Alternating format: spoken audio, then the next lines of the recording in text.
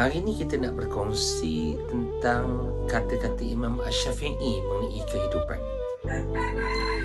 Apa kata Imam Asy-Syafi'i? Jangan cintakan orang yang tidak cintakan Allah.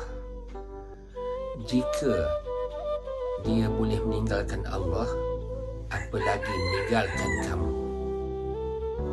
Jadi untuk mereka-mereka terutama yang baru nak hidup, yang nak mencari pasangan dan sebagainya, maka cuba telitilah kata-kata Imam Asy-Syafi'i ini. Jangan hanya kerana kita seronok nak berkawan, kita nak membina kehidupan, maka berhati-hatilah di dalam memilih pasangan.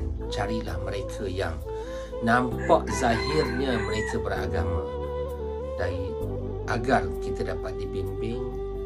Kerana anda kata mereka tidak peduli akan agama mereka, sama ada lelaki maupun wanita. Jika lelaki, lihatlah pada solatnya. Jika wanita, lihatlah pada auratnya.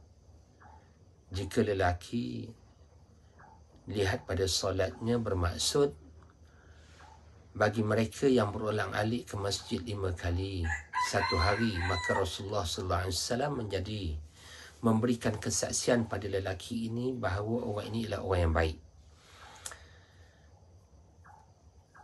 Jadi carilah lelaki yang seperti itu. Jika wanita pula, carilah mereka yang terutamanya menutupi aurat.